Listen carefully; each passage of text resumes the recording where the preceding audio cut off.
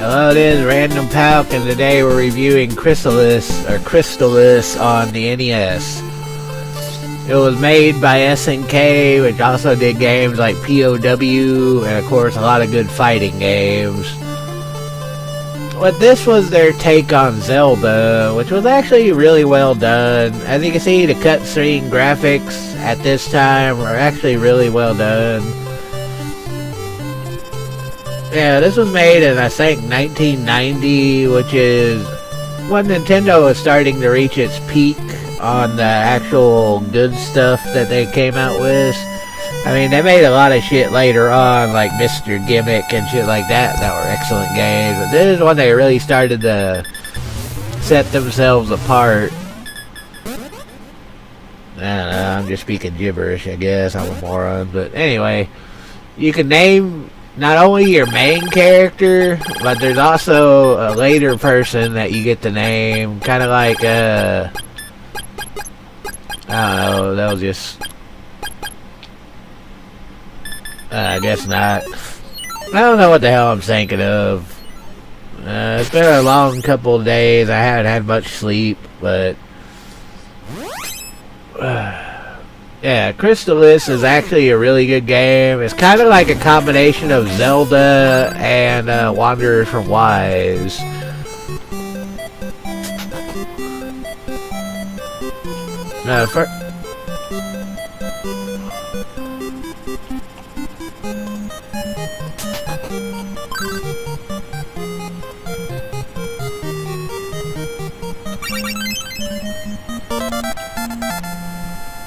Now, basically, you're a guy that woke up in some kind of like cryo tube,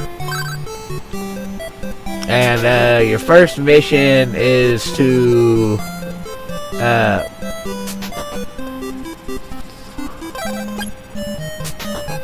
well, your first mission is to gear yourself, obviously, but you start with no money and you need to buy equipment. So the first mission of this game is actually search the town and then build up your gear. You get $100 to start with.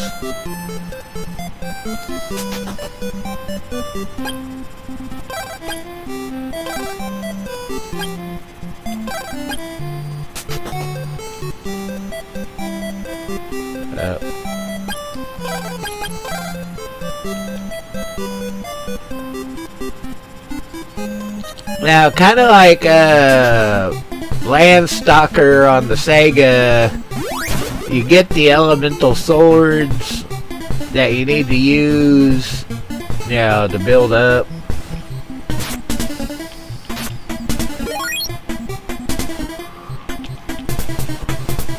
And just like in Wanderers from Wise, you gain levels, which you need to get stronger for the bosses and shit. And as you go through the game, not only do you gain different swords, but your levels of building up your power also increase.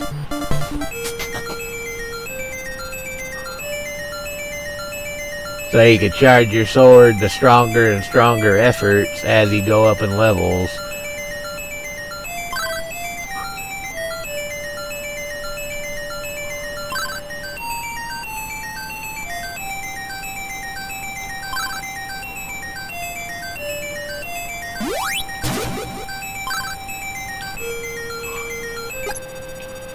Oh, he didn't teach any magic yet.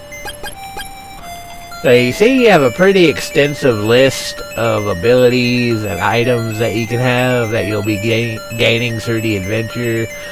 Kind of like a Zelda. But you also have to level up like a Wanderer from Wise game. So to get more powerful, not only do you find all these upgrades, but you also have to gain levels. I'm being repetitive as hell. But this is actually a really good game on NES, and actually probably one of my favorite NES games. It's challenging. I mean, there are little spots in it like this at the beginning where you have to do some leveling up. So, yeah, there's that. But the animations and graphics on this game are really well done. The bosses are fun and difficult. The music, the music is alright. There are some graphic glitches, like you can see there above the stat screen. You can see some graphic glitches, but in NES, graphic glitches weren't necessarily uncommon. It's just programming issues, or whatever, like shit not working 100% right. I don't know. I'm starting to say stupid shit. Fuck. Fuck. Let's head back to town. We need to heal. Now, I don't remember if there's a fucking free healing thing or if you have to pay to heal every time. I do not remember. In some games like this, there's a place where you can heal for free, but I'm pretty sure in this game you always have to use the inn. But anyway, the first objective is to buy the armor. That way you're fully geared, and in doing so you can also gain a level or two, which you'll need for the upcoming problems. But yeah, the world looks kind of weird. It kind of looks like it's almost randomly designed with the forest and the... But it's not terrible. Almost everything is blocked off by mountains, so you are so it looks like free roaming. Well, you're kind of limited on where you can go, but that's not a big deal, because Zelda was the same way, where it was mostly free roaming, but you were limited on certain paths you could take. Because this was before games that had truly free roaming worlds. This game was still kind of on a, not grid technically, but still kind of had a set path to follow with obstructions if you weren't supposed to go that way yet, kind of thing. But not that big a deal.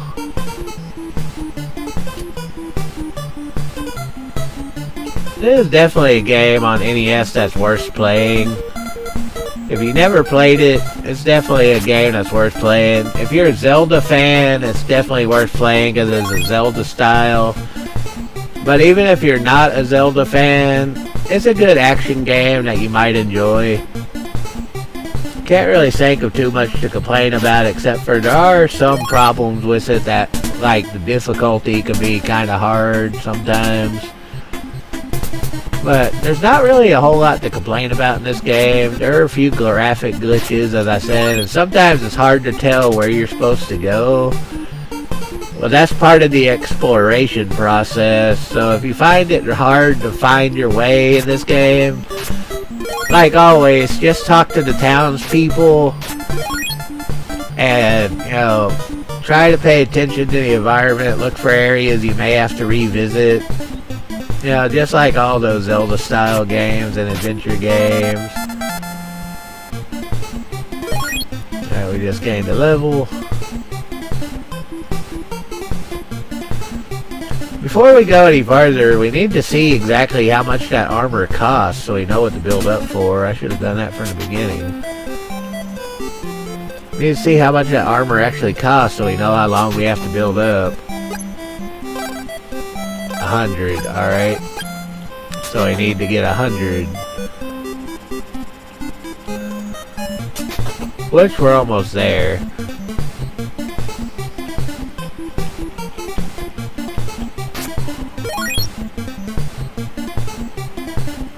I mean, the music is okay.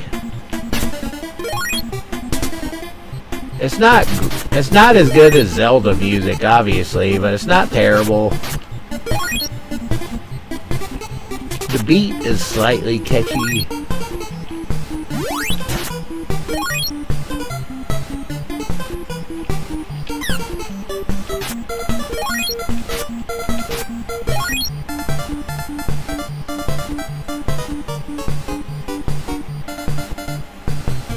I've already said the graphics are good for the NES. Can't complain about the graphics. The animations are okay. I don't know why your character has such weird looking feet though. I guess he's wearing some kind of boots. But the feet just look kind of weird. But I guess that was their design choice. But everything else looks pretty good. It's just they, I guess, had trouble doing the feet. But yeah, the first thing you gotta do is build up the money to buy the starting gear. Because if you don't get the starting gear, at least you're gonna have troubles. So, unlike Zelda, there is some building up. But it's not super detrimental because there aren't a whole lot of spots that I remember that you have to do building up in. You just basically have to run around and wait for enemies to appear. And once you have the money you need, we'll be able to move on and start, actually playing the game.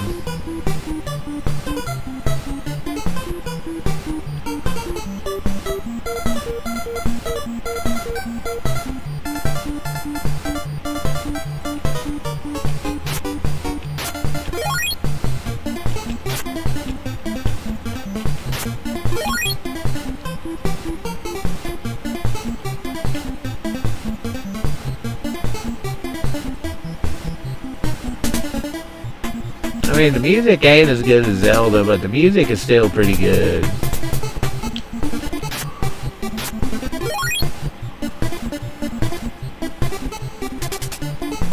It still has a catchy beat to it.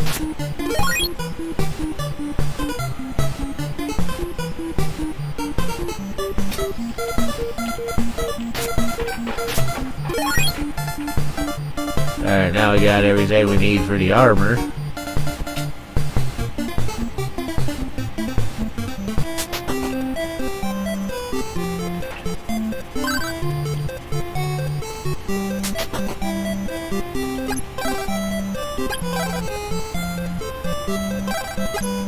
But, I thought I bought it, but I guess not.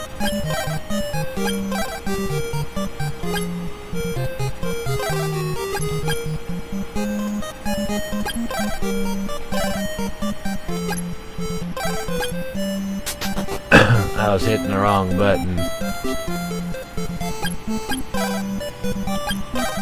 Oh, I dropped it! I could keep hitting the wrong button.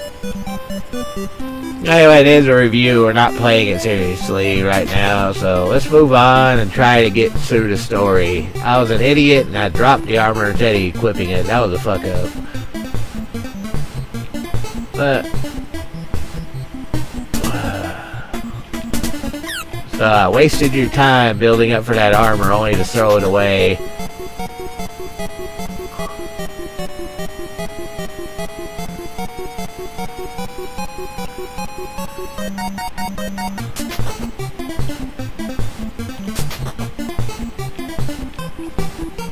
Oh yeah, you need to wake up the guy that controls the windmill. Oh yeah, figuring out what to do could be a pain sometimes. Especially when you're doing stupid shit like I am and fucking up. You need to get the item that wakes that guy up at the very beginning of the game.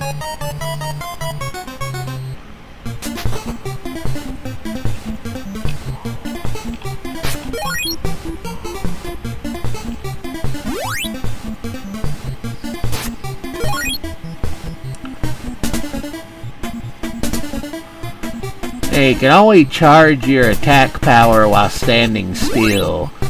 But once it's charged, you can move, which is also good. It just kind of sucks you have to stand still in order to charge it.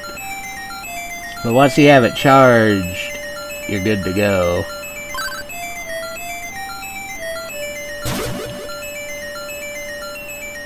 Why it's not letting me do that, I don't know.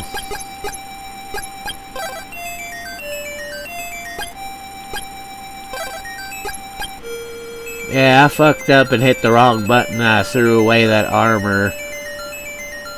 But anyway, the first thing you gotta do is buy the item to wake up that fucking guy sleeping.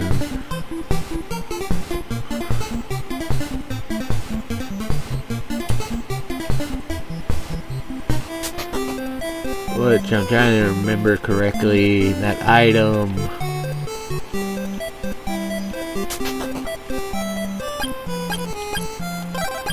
And the item you need is the alarm flute. That's the first thing you really have to buy to wake up the guy sleeping and all that.